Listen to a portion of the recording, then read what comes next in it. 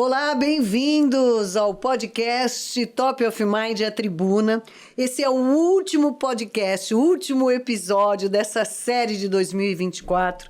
E um prazer enorme estar contando para vocês a caminhada, a história, o legado de tantas empresas que vocês mesmos apontaram como vencedoras, né, que estão realmente na mente de cada um de nós. Hoje eu tenho aqui o Blancher Sanches Souza.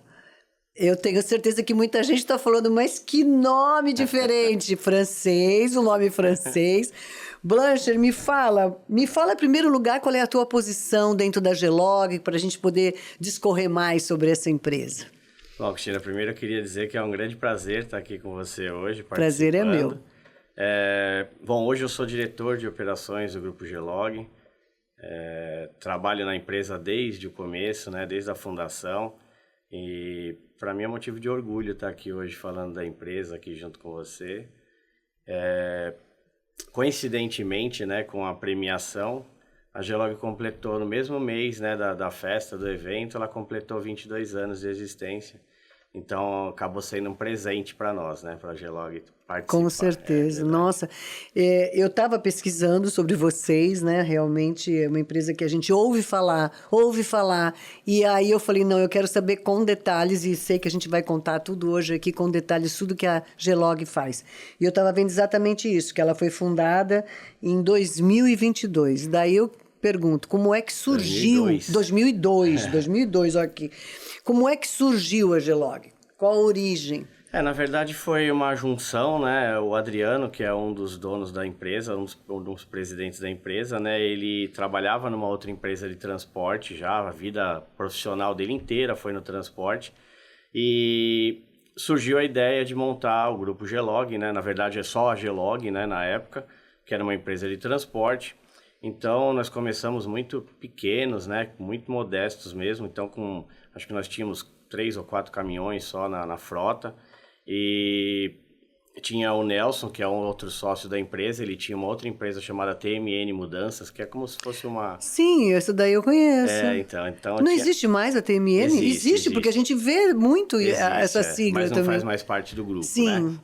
Então, o Nelson somou junto com o Adriano essas forças e nós começamos a empresa. E graças a Deus, somados aí a capacidade, né, operacional, a gente teve também muita sorte, muita ajuda de muitos colegas, né? E a empresa, graças a Deus, foi sempre crescendo dali para frente. Hoje a gente conta com uma carteira de clientes muito importante, né? O volume de operações muito grandes, né? A gente está falando de uma empresa que começou com 3 caminhões, hoje a gente tem perto de 300 veículos na frota, né? E fora uma série de outros serviços que o Grupo Gelog oferece também para os seus clientes. Então, nessa caminhada aí de 22 anos aí foi de muito trabalho, muita dedicação, né? Eu comecei, para você ter uma ideia, nunca tinha trabalhado com transporte, vim da área de alimentação, eu tinha um restaurante aqui no centro de Santos. Jura? E aí da minha amizade com o Adriano surgiu a oportunidade de começar a trabalhar na Gelog, aí eu acabei saindo do ramo de alimentação e comecei a me dedicar ao transporte, aprendendo, né? A cada dia você vai somando um pouco de conhecimento. Então você viu todo o crescimento da empresa? Vi todo o crescimento, desde o começo e as empresas que foram se incorporando ao grupo, né? A força que a gente começou a ter no segmento de transporte, nos serviços de terminais, armazéns, né? Esse tipo de coisa.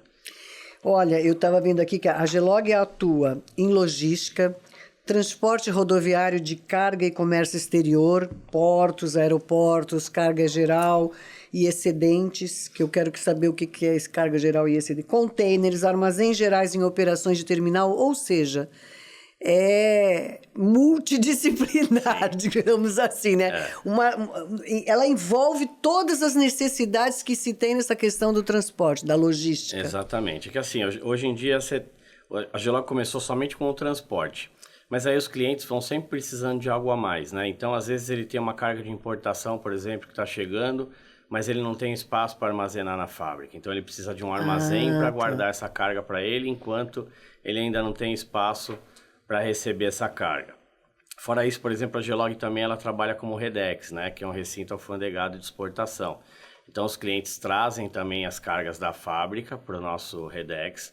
Essas cargas aguardam o processo de desembaraço dentro da Gelog e depois essa carga vai para o porto já completamente desembaraçada pela Receita Federal. Então isso acaba trazendo um ganho de tempo muito grande para o exportador. Imagina que o cliente chega com a carga, entra com ela no Porto de Santos, a carga tem uma espécie de conferência ou fiscalização Sim. da Receita, e esse trâmite acaba ultrapassando o tempo do navio aqui no porto. Então o navio vai embora e a carga dele fica para trás. Gente, aí é complicado numa complicado. situação Então, dessa. Vocês fazem também esse armazenamento. Isso, então nós fazemos todo esse processo antes da carga ir para dentro do porto. Quando ela vai para o porto, ela está pronta para realmente embarcar e seguir seu destino. Então são algumas ferramentas que hoje a Gelog tem que trazem um pouco de conforto para o cliente, trazem um dinamismo maior nas operações, trazendo economia, né, trazendo versatilidade para os clientes. Você realmente, nesses 22 anos, você tá craque, viu, Blanches? Porque eu tô conseguindo entender, realmente absorver tudo isso. Porque eu, particularmente, a estrutura do porto, de um modo geral, sempre me fascinou muito, né? Eu acho que todo santista tem uma relação muito forte com o Porto de Santos e que nosso crescimento do porto foi absurdo, né? Batendo recorde atrás Nossa, de recorde, eu como jornalista de mais de 40 anos, eu vi o porto como ele era e o quanto que ele se desenvolveu. Então, eu acho que ele próprio, com esse crescimento, com a privatização, né, eu acho que para as próprias empresas exige um comprometimento e uma ação muito maior, né? Exato. É uma exigência maior e uma competitividade muito grande. Muito grande. Na verdade, as empresas, os clientes vão se modernizando, o porto vai se modernizando, os terminais vão se modernizando e nós temos que acompanhar esse crescimento. Hoje a gente já fala de inteligência artificial, né? Tudo IA para lá, IA para cá, agendamentos eletrônicos. Então, a empresa é obrigada a dar sempre um passo à frente, para poder acompanhar esse desenvolvimento. Ficou muito dinâmico, né? Atendendo o teu cliente com essa expertise, né? Trazendo benefícios sempre para o cliente. Não, e assim, né? Antigamente, o porto, você tinha os trabalhadores braçais, você tinha todo o transporte do container, né? Era tudo muito primário, né? Assim, hoje em dia, eu lembro quando chegaram no Porto de Santos os transtainers, né? São transtainers, né? Os portainers, né? Que carregam. E aquilo foi já naquela época dinamizando. Já era um avanço. Já era um avanço, assim, absurdo, né? E hoje em dia, quando a gente passa... O que eu acho também muito bonito é que as próprias empresas que estão hoje no Porto de Santos, elas meio que fazem uma integração com a natureza, elas não... com todas aquelas pinturas também que tem, né? Essa relação de não estar de costas para a cidade, né? Sim. Que o Porto integrado. E vocês, como empresa, ajudam nessa interação. Sim, na verdade, essa questão que você falou do meio ambiente é muito importante, né? Porque quando a gente fala em desenvolvimento, sempre esbarra no meio ambiente, né? Como é que cresce, como é que continua expandindo sem prejudicar o meio ambiente. Então, a gente tem uma preocupação muito grande com essa questão de ESG, de proteção do meio ambiente, não só do meio ambiente, mas também cuidado com os trabalhadores, né? Porque tudo hoje é muito mais rápido, né? Um processo, por exemplo, de estufagem de um container, que antes às vezes você demorava 2, 3, 4 horas para fazer, hoje você tem que fazer em 30 minutos, né? Nossa. Senão você não ganha produtividade. E isso acaba colocando em risco os seus colaboradores se você não tiver um programa de treinamento, um programa qualificação, de trabalho, exatamente, uma instrução de trabalho muito bem desenhada. Então, é muito mais complexo do que parece, né? Hoje em dia você tem que ter...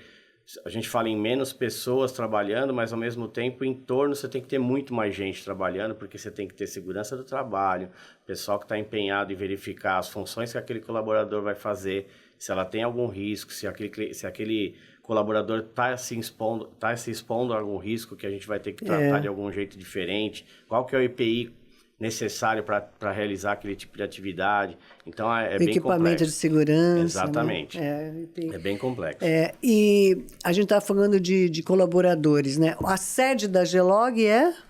Santos. Não, mas aonde fica? Aqui em Fica Santos? aqui na marginal da Via Anchieta, perto tá. do Peixe, ali na entrada Sim, da cidade. sim. Isso. Do lado direito de quem chega em Santos. Isso, lado direito para quem está chegando na cidade. E vocês, em termos de colaboradores diretos, assim, vocês têm quantos? Hoje nós somos em torno de 750 funcionários. Nossa, geração de emprego grande, né? Bem grande. Isso direto, né? Direto, indireto, Isso. então, Indireto nossa, nesse aí perde o conta, né? controle, né? Fornecedores, prestadores de serviço, é uma gama muito grande realmente.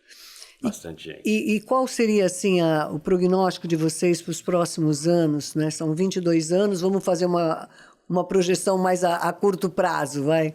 Não, Cristina, eu acho que assim, a gente já vem crescendo, né? Graças a Deus, a Gelog sempre dá um passo para frente. Costumo dizer que, assim, apesar de todas as crises que a gente já enfrentou ao longo desses 22 anos, a Gelog sempre conseguiu dar um passo para frente. Os donos, eles investem muito na empresa, né? Eles acreditam muito no negócio deles, então eles estão sempre investindo. Então a gente está sempre renovando frota, comprando caminhões novos, aumentando a frota de veículos, né? Não só renovando, mas sempre aumentando e desenvolvendo novas filiais. Então nós temos alguns cases de bastante sucesso que a gente tem. Nós temos filiais espalhadas em algumas outras vocês cidades, têm. né? Geralmente, Cidades portuárias? Não. Não necessariamente? Não necessariamente. Então, por exemplo, nós temos uma filial que é a mais antiga, que fica em Pindamonhangaba. Fica bem ali no Vale do Paraíba, ao lado Em função das indústrias que tem ali? Em função de um dos nossos principais clientes, a gente desenvolveu um terminal que ficaria na frente desse cliente para trazer mais agilidade nas operações. Isso daí acabou virando um negócio assim de muito sucesso, tanto é que esse cliente está com a gente já há 18 anos. Bom para os dois lados, né? Bom para os dois lados, traz agilidade para a nossa frota. A gente consegue abastecer o cliente em tempo real, o estoque dele está do lado da casa dele. Que maravilha isso, hein? E a gente acabou fazendo isso em algumas outras filiais também, que acabou dando muito certo. Nós temos uma outra filial em Paulínia também, que também atende um dos outros principais clientes, que é a... Nossa, isso daí estabelece uma relação tão próxima. Muito né? próxima. E uma fidelidade, né? Por você perceber que aquela empresa ela está investindo para te servir, né? Para te atender. Exatamente. Então, esse ano aqui nós conseguimos adquirir uma outra área colada a essa filial de Paulínia, onde nós estamos fazendo uma expansão bem grande lá, construindo armazém, porta-palets, comprando empilhadeiras elétricas, um armazém totalmente autossustentável, com energia solar, captação de água. Então, é o crescimento, o investimento que a gente vai fazendo, sempre acreditando no nosso negócio. Esse ano também, no mês passado, retrasado, se eu não me engano, se não me falha a memória, nós abrimos a nossa filial também no Sul, em Itajaí também. Itajaí, né? Que é um porto também que vem movimentando bastante, né? Os portos ali na região Sul também estão crescendo muito. E aí agora a gente está dando um pontapé inicial lá no Sul. É a primeira filial que nós abrimos fora do estado, que a gente também está acreditando bastante. É uma região próspera também, uma região né? bem próspera. A gente teve, agora faz uns 2 meses mais ou menos, eu estive num evento lá no Santa Catarina Day, em Brasília também, junto com o governador lá de Brasília, e foi um evento bacana. A gente vê que o governo de Santa Catarina também está bem empenhado em desenvolvimento, né?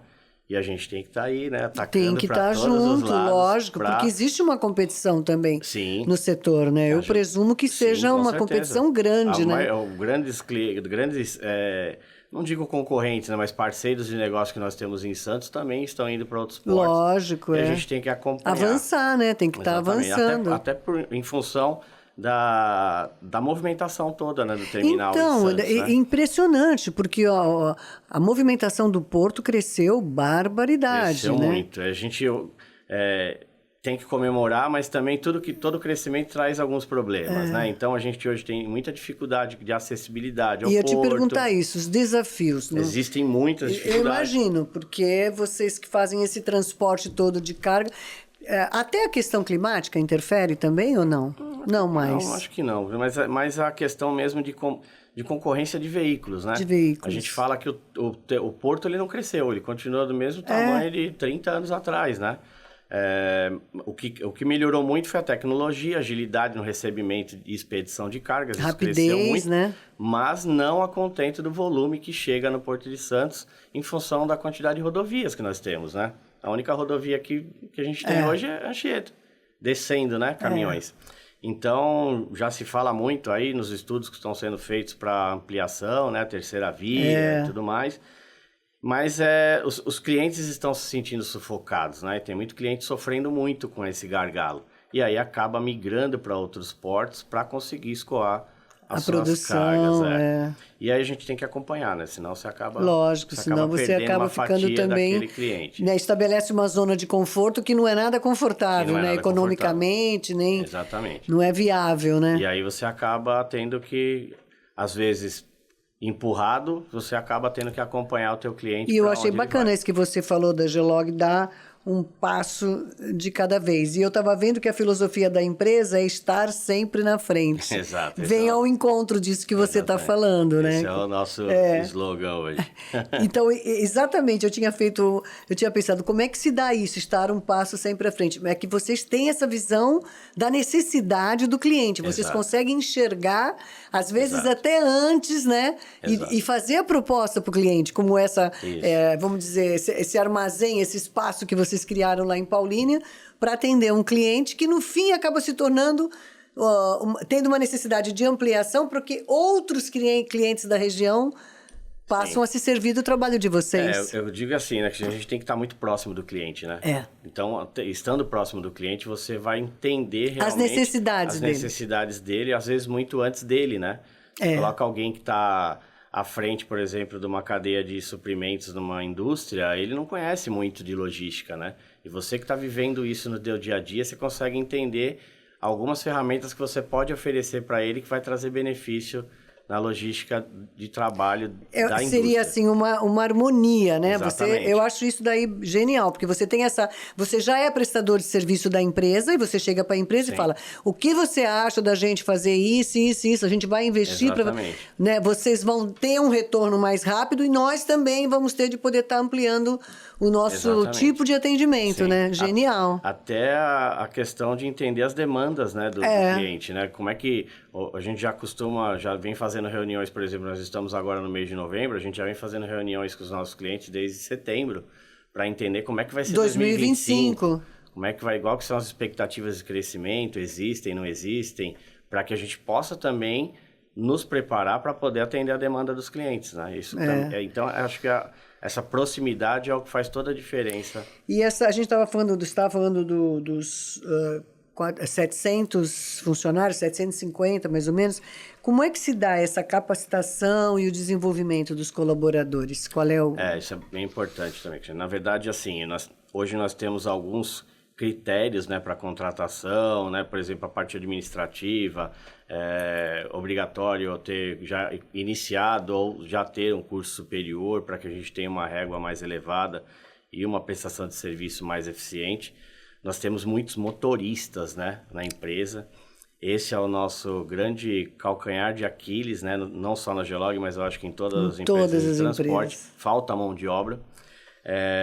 Nós criamos há uns 4 anos, mais ou menos, uma escola de motoristas na Gelog. Nossa, que bacana. Onde a gente contrata os colaboradores que, embora eles já tenham carteira E, que é o que permite obrigatório para esse tipo de veículo que a Gelog tem.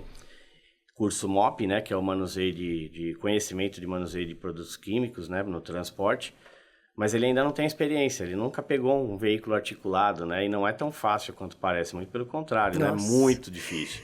Você vai estar andando com cargas aí de 25 toneladas, subindo serra, descendo serra, né, todos os dias. Então a gente contrata os motoristas, mesmo que sem essa experiência, eles ficam internos dentro da Gelog, fazendo pequenas movimentações e ali eles vão aprendendo no dia a dia como é que eu digo, os segredos, né, na condução do veículo. Lógico, os segredinhos para poder depois pegar uma estrada. De certo, depois ele vai algum tempo do lado do outro, né, para ter então, um tipo de uma monitoria, né? Exatamente. Então nós temos essa função de manobra que nós criamos dentro da empresa. Os motoristas ficam pelo menos 6 meses nessa função de manobra. E aí eles vão aprendendo, né, vão mostrando, lógico que cada um tem uma como é que se diz, uma agilidade maior, tem uma facilidade muito maior de aprender mais rápido. E a gente vai identificando isso. A hora que esse colaborador ele está pronto, a gente oferece as vagas, né? Nós temos algumas classes de motoristas dentro da empresa E aí nós oferecemos as vagas que temos disponíveis. O candidato, candidato não, né? Já colaborador, ele aceita ou não essa vaga. E aí, a partir do momento que ele aceita, ele começa a rodar com quem já está nessa função, para pegar realmente toda a experiência. E aí ele fica 1 ou 2 meses com esse colaborador, ele passa por uma avaliação acompanhada também do pessoal de RH, e depois de pronto, aí ele é promovido para essa nova função. Hoje, eu falo para você que assim, de todos os colaboradores que entraram com manobra, todos eles ganharam a oportunidade de crescerem na empresa. Não, você está falando aqui o passo a passo, especificamente nessa área profissional, né, nessa categoria, e eu tô contando o tempo, porque você tem o período do treinamento, do aprendizado, né, que é em sala de aula, vamos dizer assim, depois do prático.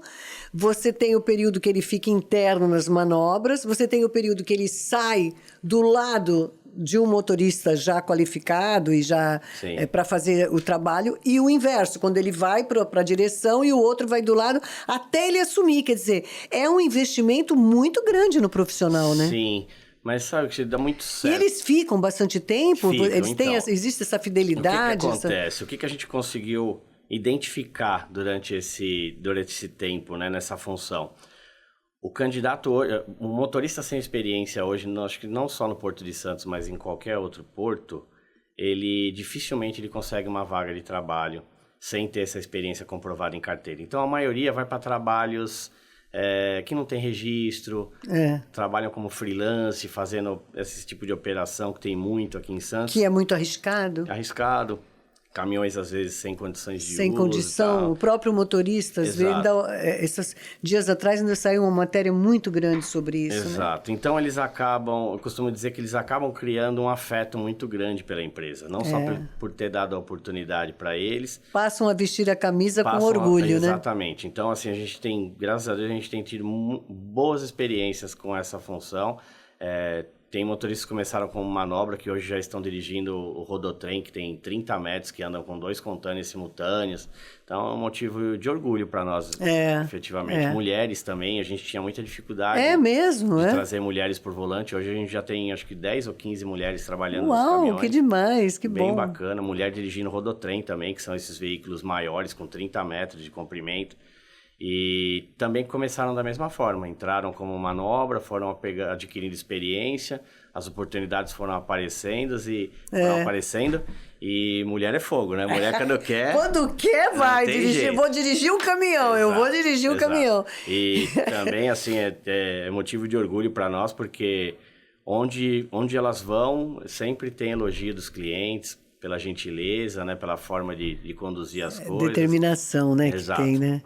Agora, você está me falando dessa parte que já entra nessa parte da logística. E a tua equipe administrativa, vocês têm um plano de carreira também? Vocês investem nisso? Da mesma forma. Porque vocês estão crescendo tanto, cresceram tanto, e tem uma perspectiva tão grande ainda, né? Que deve ter um plano de carreira para os funcionários. Na verdade, a gente tem a mesma filosofia, né? As oportunidades são sempre oferecidas para quem está dentro do grupo. Então, da mesma forma que eu, né, o Adriano, que é o dono da empresa, ele sempre costuma me usar como exemplo na empresa, porque por eu ser o mais antigo e que comecei de baixo, sem saber o que era um container, sem saber o que era um caminhão, e hoje estou no cargo de diretor da empresa. Maravilha. Então, serve de exemplo para muitas pessoas que estão lá dentro hoje, que conhecem um pouco da minha história, e a gente procura, sim, fazer dessa forma. As oportunidades são sempre ofertadas para quem já está lá dentro, as oportunidades de crescimento, e com isso a gente consegue fazer com que a gente tenha um turnover muito pequeno, né? As pessoas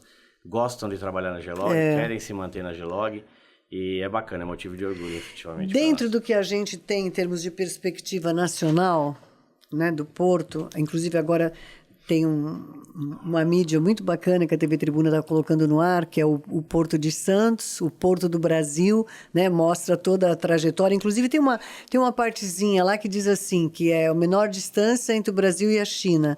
É o Porto de Santos. Procede, lógico que procede, senão não Sim. estaria informação, mas eu não sabia, eu fiquei sabendo disso e é um vai e vem tão grande, né, com a China, essa coisa do Porto de Santos, da importância que ele tem, né, mundial, né, o maior porto da América Latina, Sim. o maior porto do Hemisfério Sul, que alguns falam América Latina, às vezes é América Latina, às vezes é do Hemisfério Sul, né, conforme a competição dos Sim. portos.